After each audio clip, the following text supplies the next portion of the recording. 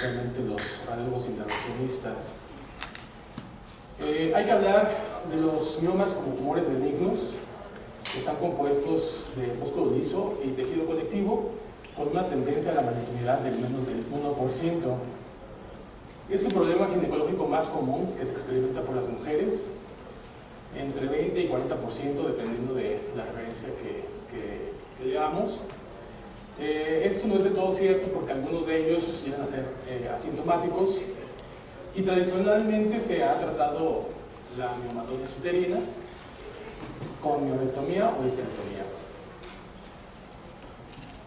Esta diapositiva la pongo no para explicarles la anatomía, sino para hacerles ver la complejidad del útero y cómo está relacionado con todas estas estructuras de forma muy íntima, y del por qué alguien llegó a la pregunta de, una vez que el útero ha cumplido su función de gestación, una vez que las mujeres han tenido esa paridad satisfecha, este órgano ya no funciona, ¿sirve? ¿Qué pasa con él después de que esta función ha sido completada? Y entonces pues alguien dijo, vamos a conservarlo, ¿no? De algo debe servir que tenga todos estos ligamentos, de algo tiene que servir que esté por arriba de la vejiga. Vamos a ver qué pasa si conservamos el útero. Entonces alguien llegó a pensar todo esto, debido a que toda esta complejidad de las estructuras anatómicas pues no pudieran solamente tomarse a la ligera. Dentro de la anatomía vascular, la arteria que más nos importa es la arteria uterina, que tiene su origen en la arteria ilíaca interna y está en importante relación con la arteria vaginal superior. Esa es una estructura que tiene que tener en cuenta a la hora de llegar a embolizar. Una arteria que, de no existir, muy probablemente no podríamos llevar a cabo la embolización de miomas. Esta es la arteria ovárica, que tiene su origen directamente de la aorta, y esto es porque si llegáramos a embolizar la arteria uterina y dependiera la arteria o el ovario de esta arteria uterina también, pues llevaríamos a todos nuestros pacientes a amenorrea. Entonces esa arteria, la arteria ovárica, es la que nos ha permitido seguir avanzando en este procedimiento de la embolización de miomas. Ese es un esquema, pero así es como lo vemos nosotros realmente en el quirófano cuando ya estamos con los pacientes. Aquí vemos la porción descendente de la arteria uterina y ven esta arteria cérvico-vaginal que se ve perfectamente.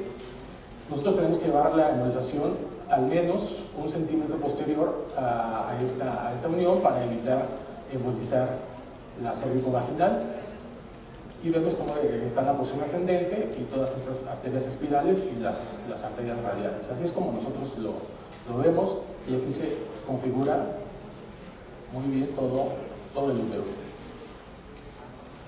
¿Cuáles son los síntomas? Los síntomas de la miomatosis uterina, pues es la menorragia, que es un sangrado intenso dentro del periodo normal, que a diferencia de la metrorragia es un periodo irregular, que puede tener sangrados intermitentes, no cumple los 21 o 28 días normalmente. Entonces es importante saber diferenciar si la paciente tiene menorragia o metrorragia, y en caso de tener metrorragia pues hay que descartar que no se trate de otra lesión, como algún pólipo o un cáncer o una lesión del tipo cervical. El dolor es muy recurrente en este tipo de pacientes, tienen algunas de ellas muchos síntomas urinarios, van al baño frecuentemente, y esto es porque en algunas mujeres el mioma llega a ser tan grande que tienen demasiada retención de orina, causan hidronefrosis. En ciertas mujeres, debido a la compresión del canal endometrial, pues llega a ocasionar infertilidad. Las pacientes que podrían llegar a quedar embarazadas, debido a esta misma compresión, pues se generan embarazos ectópicos, abortos, distocias, y algunas pacientes pues tienen hemorragia posparto debido a toda esta sintomatología. ¿De qué se trata la embolización de arterias uterinas? Yo antes, hace 10 años, comenzaba diciendo, este es un método nuevo, y ya no está nuevo. O sea, después de 10 años que llevo dando esto, ya no es tan nuevo, ya este procedimiento ya tiene 30 años. 30 años aún tenemos muchas dudas, más que las respuestas que pudiéramos llegar a tener. Seguimos teniendo dudas, seguimos generando un nuevo conocimiento para ir mejorando este procedimiento, que después se desarrolló en la década de los 90. Actualmente ya es aceptado por el American Congress of Obstetricians and Gynecologists, y es un tratamiento que ellos ya lo toman como un tratamiento seguro, que el objetivo es preservar al útero. Entonces, ya no debe servir preservar el útero, ya sea por cuestión que estamos viendo actualmente, que las pacientes que les hicieron histerectomía llegan a presentar incontinencia urinaria, prolapso vaginal, que bueno, que eso lo estamos viendo, que el útero realmente, no solamente al terminar la gestación, pues termina su función. Entonces, este procedimiento, de ahí viene su origen, ¿no? En el tratar de preservar el útero y como una forma secundaria lograr el embarazo. ¿Cuál es la preparación que debemos de tener con los pacientes? Pues hay que tener un ultrasonido basal bien descriptivo, estudios de sangre, una prueba de embarazo, el mismo día de donde vamos a realizar el procedimiento o 24 horas antes, para estar bien seguros que la paciente no está embarazada. Creatinina, tiempos de coagulación, biometría hemática. Aquellos pacientes que tienen DIU no es necesario que lo retiren. Y en cuanto a la localización de los miomas, que es otra de las preguntas frecuentes, ¿se puede tratar subsedosos o mucosos? El número no hay limitante, es una de las grandes ventajas de este procedimiento. Podemos tratar prácticamente en toda la localización y la cantidad de número de miomas que sean en una misma sesión. Hay que tener bien claro que existen los miomas intracavitarios y hay que explicarles a los pacientes que estos pueden ser expulsados después del procedimiento. Los miomas subserosos tienden a ser desprendidos, no sucede nada, esto se desprende, se queda en el hueco pélvico, y si llegaran a presentar datos de infección, pues hay que ir por él de forma quirúrgica. Los miomas cervicales tienen vascularidad de la cervical vaginal, que hay que tener cuidado, hay que tener conocimiento. Esta es la nueva clasificación que salió en el 2021, lo cual yo creo que ya lo deberíamos de estar utilizando al momento de reportar ultrasonido pélvico, en donde hay que describir los miomas en 3 grupos, que son los mucosos, otros y los híbridos, y mantener esta clasificación en donde, además de darnos información del pronóstico, de cómo podemos hablar con nuestros pacientes, por ejemplo, del tipo 7, que puede ocurrir un desprendimiento, o del tipo 1, le podemos decir al paciente, usted tiene un mioma tipo 1 que posterior a la embolización puede expulsar el mioma. Entonces, ya no solamente nos dice que es un mioma de pequeños o grandes elementos, sino que ya nos da otra referencia. Entonces, esta clasificación creo que deberíamos de empezar a usarla, porque nos ayuda a planeación y también les ayuda a planeación de forma quirúrgica a los ginecólogos. Esta es una visualización de un mioma cervical, en donde se ve, es una resonancia con contraste, en donde se ven los cambios y la gran disminución del tamaño del mioma, que esto es lo que nosotros queremos. Una vez que disminuya el tamaño del mioma, pues que nos libere el canal cervical para que se lleve a cabo la implantación muchísimo más fácil, nos libere espacio. Hay pacientes que se quejan de mucho estreñimiento, y lo que les comentaba, esta imagen se ve cómo cubre de forma, cómo cubre el útero y protege de cierta forma tanto a la vagina como a la vejiga. Entonces, debe tener alguna función que esté ahí, a pesar de que haya atrofia, pues persisten los ligamentos. La evaluación del paciente, a mí me gusta hacerla directo ahí en el consultorio. Tenemos que hablar con los pacientes. Esta relación ya hablaba el doctor de la complejidad que es hablar con otros especialistas. Muchos especialistas ponen mucha resistencia a los nuevos métodos, ¿no? Porque va en contra pues, de lo que ellos estudiaron y va en contra pues, también de forma económica. Siempre hay alguien, siempre hay un ginecólogo que cree en estas técnicas, hay que agarrarnos de ese alguien para poder trabajar en conjunto. Es bien importante trabajar en conjunto con un ginecólogo porque existen complicaciones y eso hay que explicárselos en esta cita a los pacientes. Hay que hacer una adecuada historia clínica, hay que saber el interés de la paciente y explicarle cuál es el porcentaje de éxito, hay que saber sus cirugías, su historia menstrual, hacer esta diferencia entre la menorragia y la menorragia. Nosotros lo debemos de saber a la par que los ginecólogos, al mismo nivel, no podemos saber menos que ellos en este aspecto, en estos conceptos, y debemos explicarles perfectamente. Lo ideal en un mundo ideal es hacer una resonancia magnética o valoración y ver perfectamente los miomas. Nosotros sabemos que eso en nuestro medio pues no es posible ahorita. Con el advenimiento de más resonancias magnéticas los costos van a tender a abaratar y será más fácil, pero con un ultrasonido y en algunos casos una esternosonografía, pues eso es más que suficiente para tener una evaluación inicial y saber si la paciente es candidata o no a este tipo de tratamientos. Esta es una resonancia magnética en corte sagital de una adenomiosis, que si bien no está contraindicado, el procedimiento de embolización de arterias uterinas para este tipo de pacientes, pues hay que saber si se lo sabe a la paciente, ¿no? Hay que decirle, tu problema no es de miomatosis, tu problema es de endometriosis o adenomiosis. Y para eso la resonancia magnética pues es el estudio ideal. ¿Cuáles son las indicaciones? Pues lo principal, lo que es el deseo de conservar el útero por la razón que la paciente diga, incluso puede ser hasta una razón religiosa. Hay que tener la miomatosis uterina sintomática, que las pacientes tengan dolor. En un segundo paso, que exista infertilidad y que esta infertilidad ya haya sido diagnosticada por un ginecólogo, que sea por el mioma.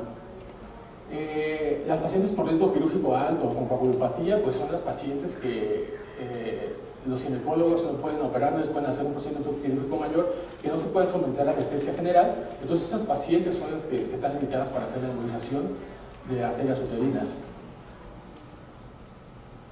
¿Cuáles son las contraindicaciones? Pues existen 3 contraindicaciones absolutas, que es el embarazo, por eso hay que hacer la prueba 24 horas antes o el mismo día del procedimiento, conocimiento o sospecha de malignidad, la infección a cualquier nivel, y la relativa si es la alergia al material de contraste, la coagulopatía o la falla renal. ¿En qué consiste el procedimiento? Pues lo que nosotros hacemos es una punción guiada con el ultrasonido de la arteria femoral común. También se puede hacer a nivel de la arteria radial. Unilateral o bilateral, la verdad es que yo siempre lo hago unilateral y esto es por técnica. Ya la bilateral pues ha quedado como en desuso. Hacemos la guía con guía fluoroscópica, vamos y calculamos las arterias uterinas, las dos. Si no se canulan las dos por alguna razón, esto se considera una falla en la técnica, que se debería de volver a hacer un intento o ver por qué no se puede canular la arteria uterina. Y se lleva a cabo la embolización con micropartículas o microesferas, que son de 500 a 700, que son partículas de polivinilcol para una embolización permanente. Y algunas veces completamos con gelfuam, dependiendo de cómo veamos el flujo hacia el mioma. Estas son las partículas. Usamos 500 a 700 cuando queremos que nuestra embolización no sea tan distal, de 300 a 500 si consideramos o si no vemos la arteria ovárica. Este es un esquema de cómo llevamos y cómo hay que librar la arteria cervicovaginal y cómo se tiene que llevar a cabo la embolización posterior a esta arteria. Aquí no vemos la arteria ovárica. Sin embargo, aquí en un caso así es como lo vemos, así de complejo. Esa es la arteria ovárica derecha, y donde vemos cómo está canulada adecuadamente, no vemos la arteria cérvico-vaginal, viene el disparo, se canula y vean esta arteria. Esta arteria que se ve aquí, esa es la arteria ovárica. Esa es la arteria que nos permite llevar a cabo la embolización de miomas uterinos. ¿Qué hacemos para evitar embolizar el ovario que se encuentra aquí? Bueno, pues utilizamos partículas de mayor tamaño para no tener una embolización tan distal, tener una embolización más proximal y que nuestra embolización sea efectiva. Esta es la misma paciente canulada con el mismo catéter de la arteria uterina izquierda. Normalmente nos encontramos una arteria dominante. En este caso no vemos la arteria ovárica, podemos utilizar partículas de menor tamaño que nos permitan una embolización más distal y que el proceso inflamatorio sea aún más fuerte y con esto tener mejores resultados. Y así es como nosotros lo debemos de ver, justo así. Esta es nuestra arteriografía de control, en donde hacemos un disparo y ya no vemos toda esta vascularidad que veíamos en la imagen anterior. Vemos cómo el riñón está funcionando normalmente, tenemos que tener en cuenta todo eso, que nuestra vejiga vaya llenando, que vaya eliminando el medio de contraste. Aquí está el otro gotero. Y así es como debe quedar. Esa es otra paciente. Canulamos de forma ipsilateral con el mismo catéter. Vean como igual aquí tenemos la arteria ovárica. Hay que utilizar partículas de mayor tamaño para no ocasionar una embolización tan distal que nos llegue a atravesar todo el ovario y nos llegue a provocar algún embolismo de forma distal. Vemos cómo después de utilizar estas partículas ya no vemos la arteria, vemos todo este reforzamiento que es el ovario, todo esto es el ovario, la arteria uterina, las arterias espirales, las arterias radiales. No vemos la arteria cérvico-vaginal, entonces estamos en un lugar adecuado para llevar a cabo la embolización. Los cambios son tan buenos como esto.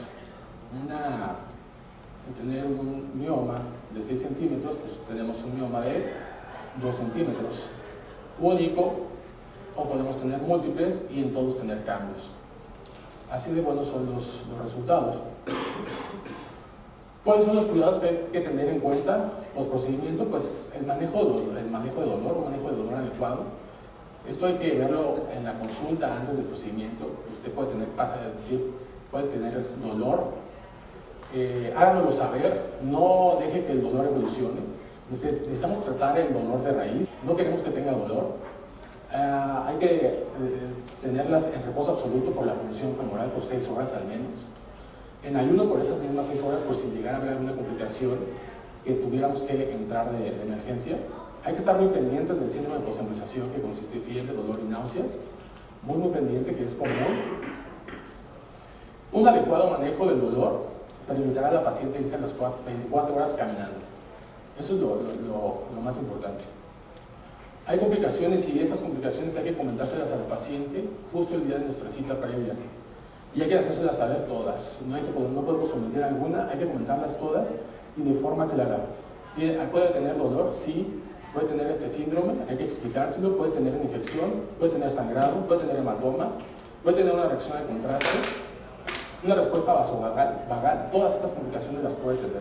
Y estas en fase aguda, ahí no acaba. Podemos tener complicaciones a largo término y puede seguir teniendo dolor. Puede tener una inflamación del endometrio, claro. Puede tener retención urinaria debido a la anestesia. Sí, hay que cateterizar a los pacientes. Puede tener expulsión a través de la vagina. Sí, hay que comentarles a los pacientes. Usted puede expulsar como forma de coágulos, puede tener una menstruación negra, puede expulsar el mioma de forma completa. Sí, no tenga miedo, puede pasar, claro que puede pasar. Hay que hablarle a los pacientes. La relación que nosotros tenemos con radiólogos intervencionistas con sus pacientes tiene que ser bien estrecha, explicarles. El consentimiento informado es de vital y no solamente como protección, sino que una paciente bien informada, pues difícilmente te va a demandar, ¿no? Difícilmente va a acusarte de algo que pues no estás haciendo de mala fe. Entonces hay que sentarte y explorarlas y explicarles y ver bien tu ultrasonido, que ya viste tú que es un mioma que puede ser expulsado, y le puedes decir, usted tiene alto riesgo de expulsar este mioma, y hay que explicárselos, hay que hacérselo saber. Y pueden pasar cosas como estas, que uno les tiene que avisar y los miomas están submucosos y decirles, usted puede expulsar este mioma de forma vaginal.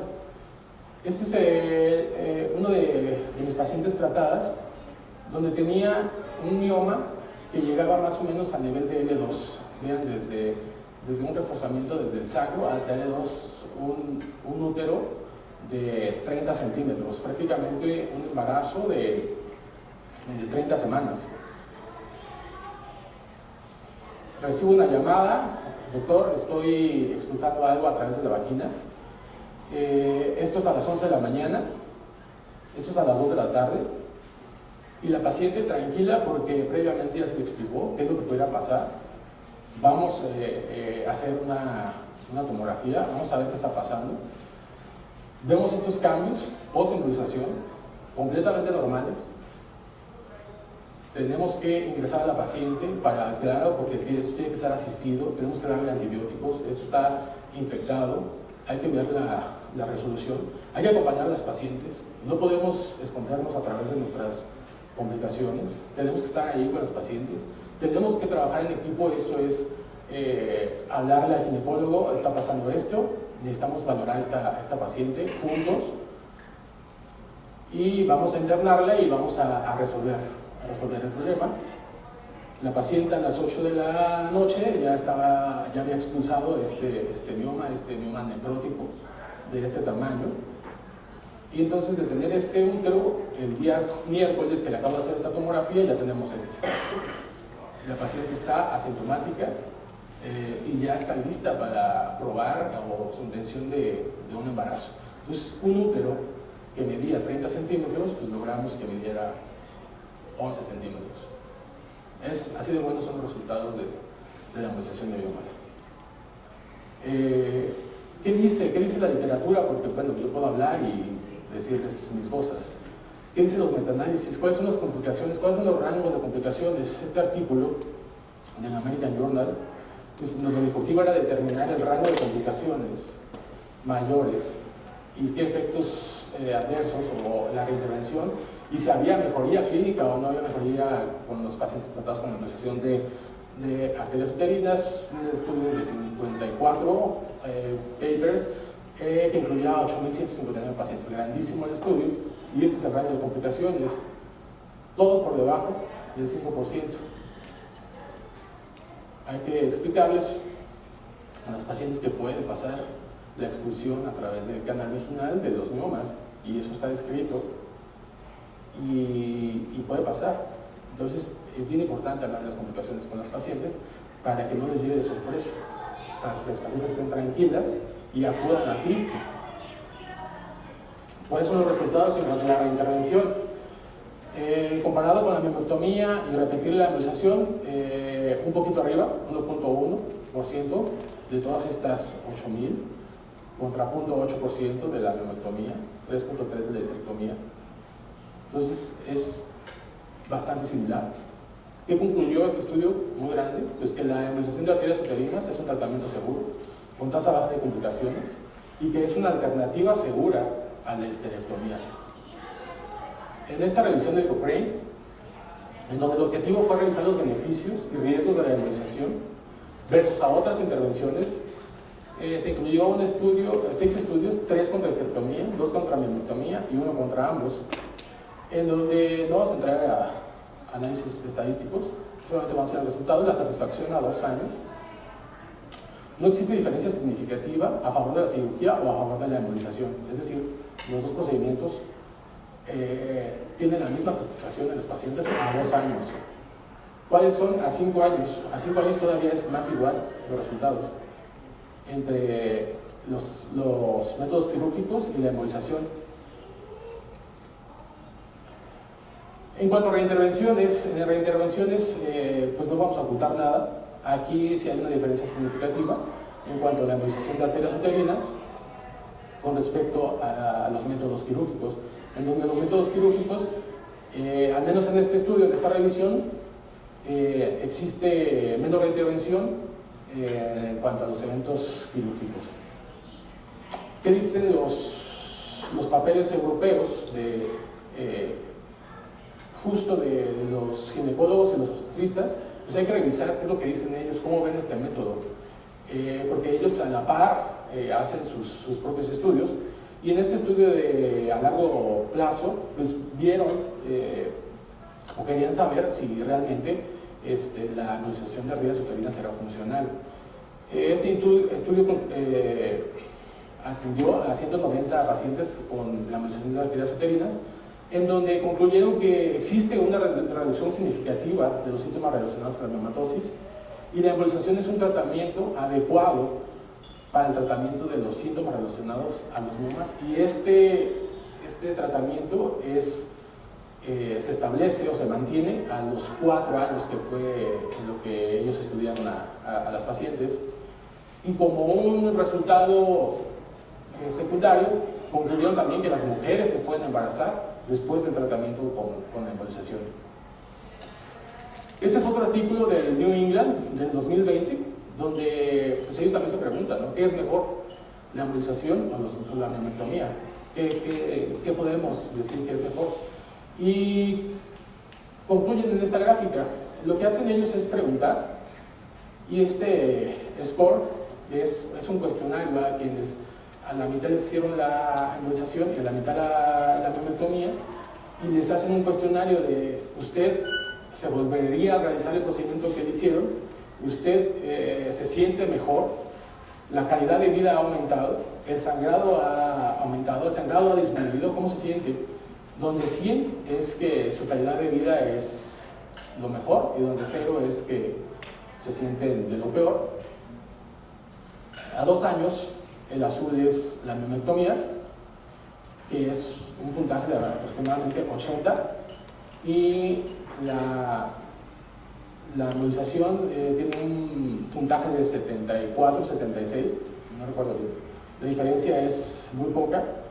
Esto es a 2 años, pero el spoiler alert es que va a salir la continuación de este artículo, en donde el seguimiento a 4 años es prácticamente el mismo. O sea, ya no hay diferencia significativa entre la miomectomía y la embolización de miomas en cuanto a los pacientes, a la experiencia de los pacientes.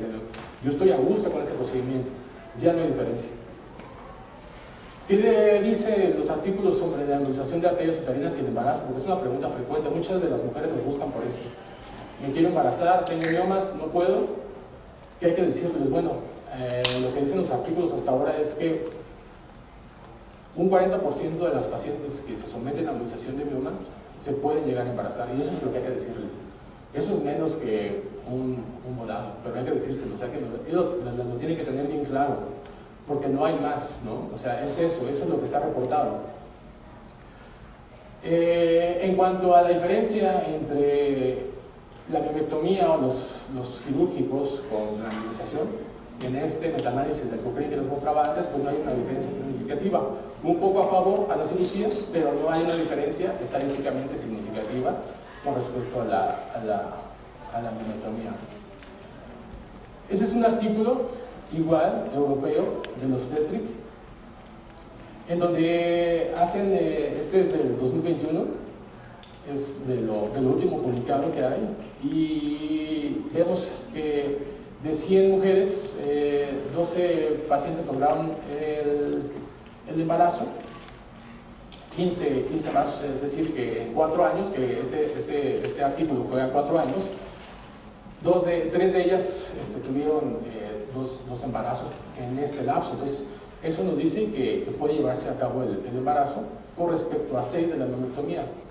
No está nada escrito todavía, hay mucho por hacer en cuanto a esta investigación, no sabemos aún qué es mejor para llevar a cabo el embarazo. En algunos artículos es mejor la embolización, en otros artículos es mejor la miomectomía, para ver qué es lo que lo que están publicando y cómo ven nuestros métodos.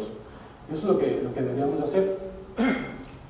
Y bueno, como conclusión, pues es esto, ¿no? Esto que ya sabemos. La embolización es un método seguro, es mínimamente invasivo, es una alternativa segura ya aprobada por las altas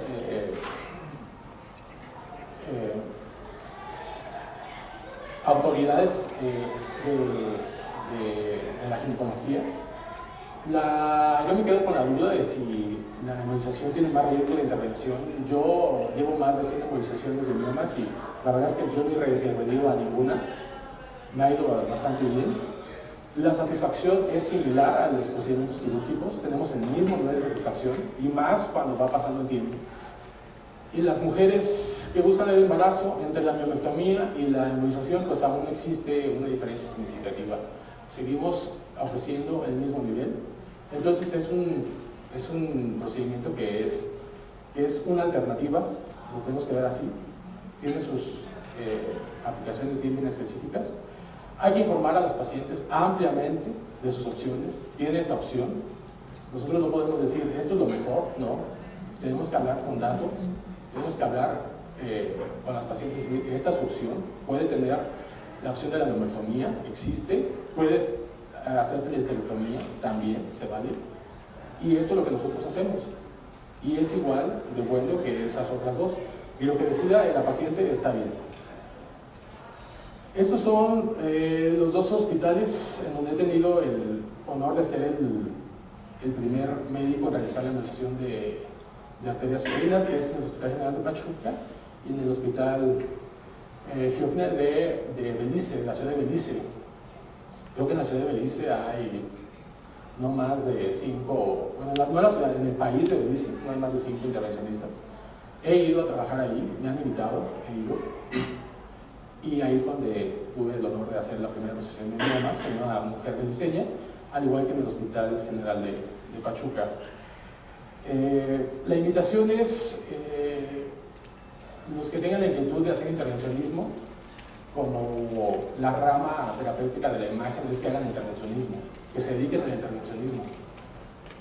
Hay muchos intervencionistas, lamentablemente, que hacen intervención, se quedan en la Ciudad de México, típico, y se quedan haciendo, digo, no está mal, pero necesitamos intervencionistas afuera, necesitamos que vengan y todas estas pláticas, que vengan y lo difundan en la ciudad, que les expliquen a las pacientes que tienen otra alternativa, una alternativa buena, que todo esto se vaya conociendo.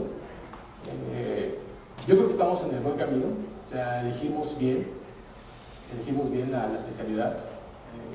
Tenemos una gran oportunidad de hacer grandes cambios, sí, pero yo creo que estén orgullosos de la especialidad en la que están.